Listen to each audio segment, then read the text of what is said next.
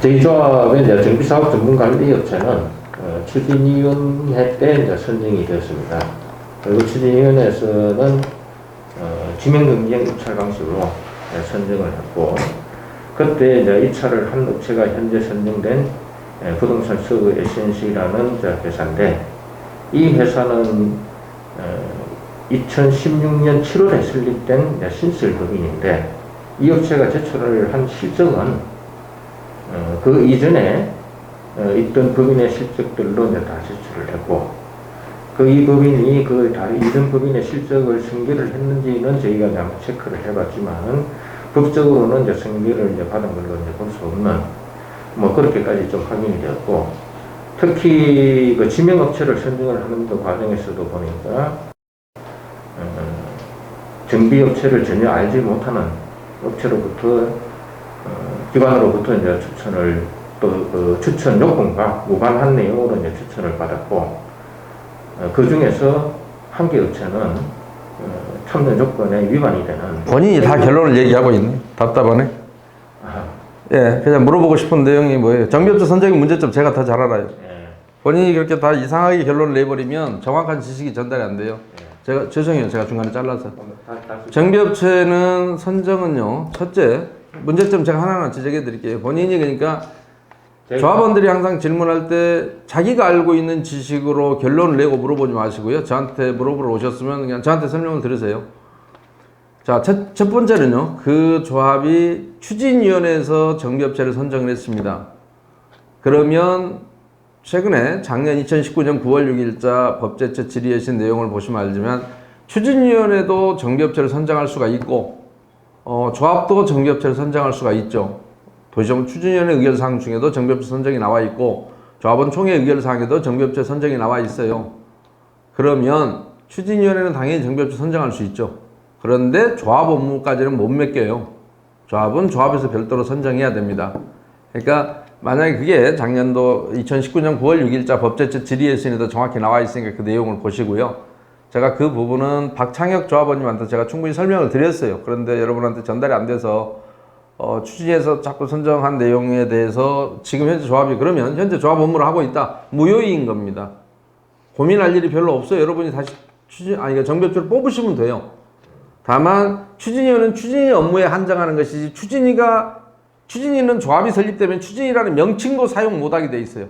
근데 추진위가 한 계약서가 지금까지 살아있다는 것이 상식적으로 이해가 가세요? 명칭 자체도 못 쓰게 돼 있는데, 그런데 승계를 할 수 있느냐라는 게 그 당시에 질의의 요지예요. 법제처에 승계를 못해요. 왜냐하면 총회는 총회에서의 결의사항이 따로 있기 때문에 추진위 업무를 위탁시킬 수는 있지만 조합의 업무를 위탁할 수는 없다라는 게 법제처의 질의 해석이고, 법제처는 질의 해석을 대법원은 14명이 재판하지만 법제처는 법령 해석을 16명의 해석 위원들이 해요. 대법원 전원 합의보다도 오히려 숫자로 따지면 2명이 더 많아요.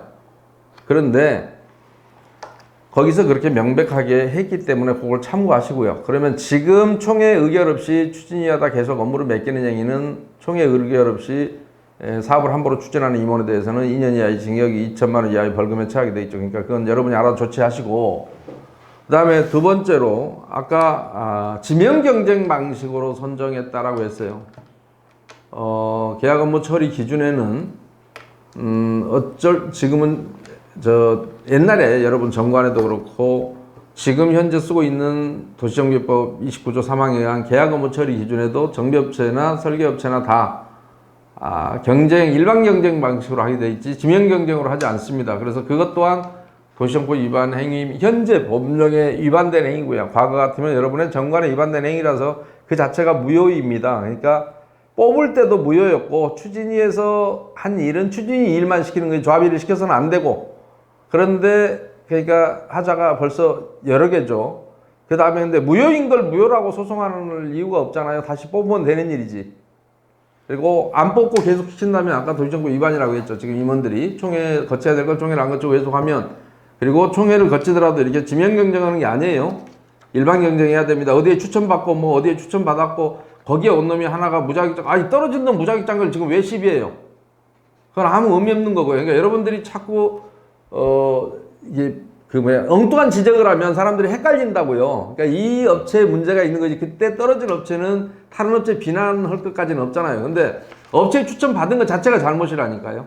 이미 업체 추천 의뢰했다는 얘기는 짜고 친 거예요. 누구를 하기 위해서 형식을 밟아온 거예요.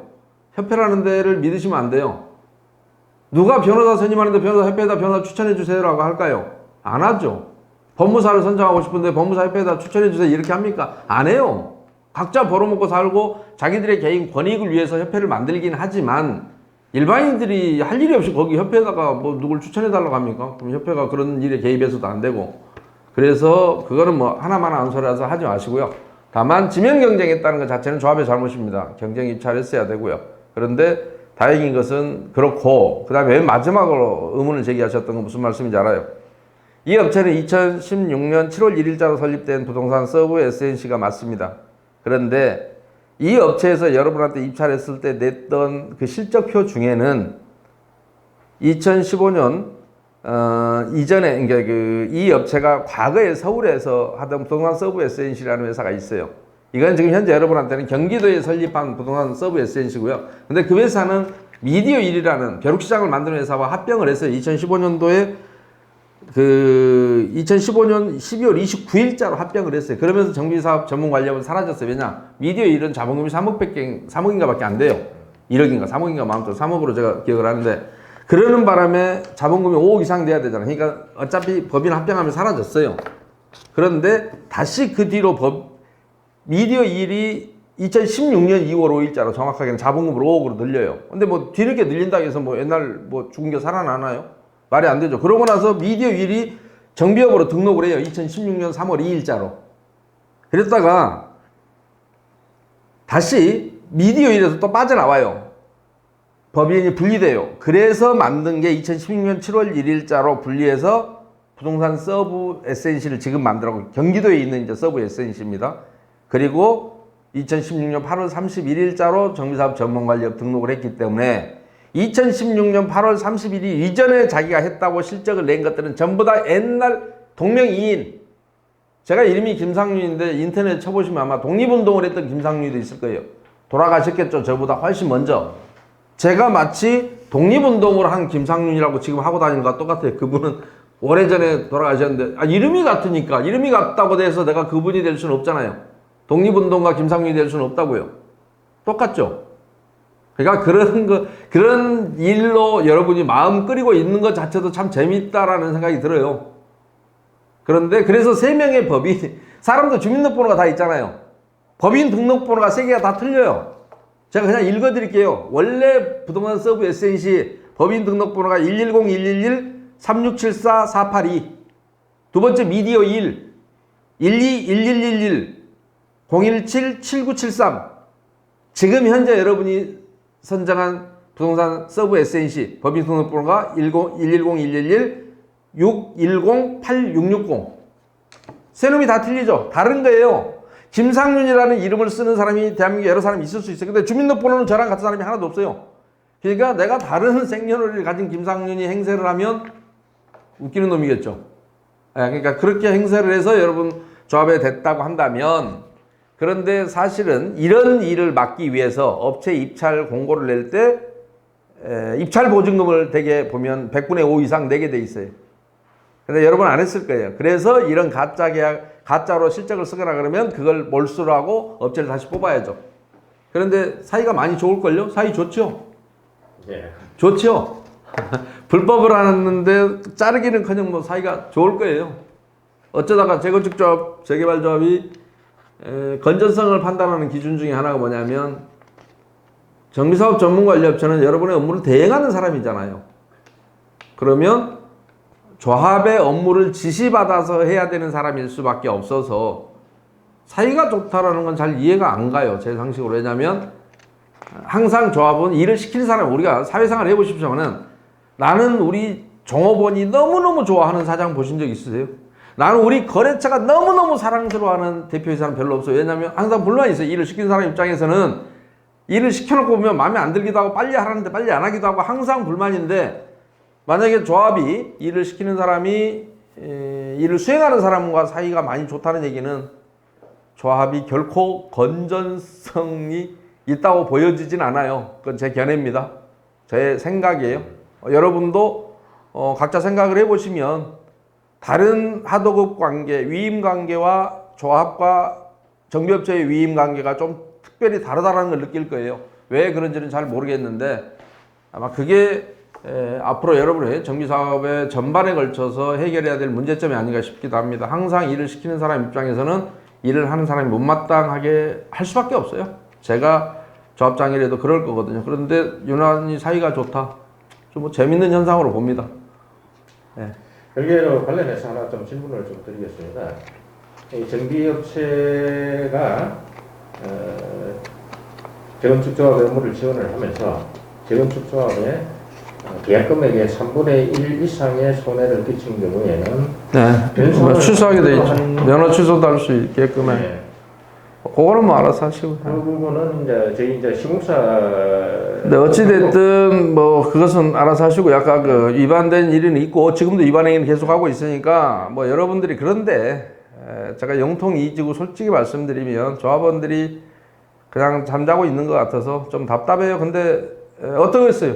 조합원들이 그걸 다 용서하면 뭐 잘하든 못하든 무조건 사랑하고 신뢰하고 그대로 갖고 가겠다면 그대로 가야죠. 뭐 방법이 없어요. 스스로 본인의 권리를 알려줘도 그걸 찾지 않겠다고 하면 사실 방법은 없어요. 그러니까 그런 소소한 얘기보다는, 자, 문제점이 있다 그러면 이걸 어떻게 해결할 것이냐 말 것이냐 여러분이 초점을 맞춰야 되는 것이지, 거기서 작은 감정에 빠지면 뭐 의미가 없는 거라고 봐요. 이미 무자격자라고 했잖아요. 근데 현재도 법률상은 자격이 없고 여러 가지로 원초적으로 하더라도 작업이 있는데 추진은 잘 끝났으니까 그렇다고 쳐요. 현재 조합에서 계속 가지고 가는 것은 조합은 조합대로 따로 뽑아야 한다고 했잖아요. 뽑는 절차를 안 밟았을 거 아닙니까? 그런데 일반 경쟁 안 했고 지명 경쟁했고 거기서도 문제고, 자, 실적 속였고 그것도 문제고, 옛날 동명이인인 사람의 실적을 왜 여기다 들이대냐고요. 변명의 여지는 있어요. 내가 그때 그 회사에 근무했습니다 이랬을 거예요. 그러면 내가 삼성에서 근무하다 나와서 삼성전자라는 똑같은 이름을 차려서 조그만 동네 구멍가게를 해서 내가 삼성이야라고 하고 다니면 삼성이 될까요? 그것과 너무너무 웃기잖아요. 그런데 따지고 봤더니 내가 삼성에 근무했대요. 예를 들어서. 예를 들면. 그 말이 안 되죠.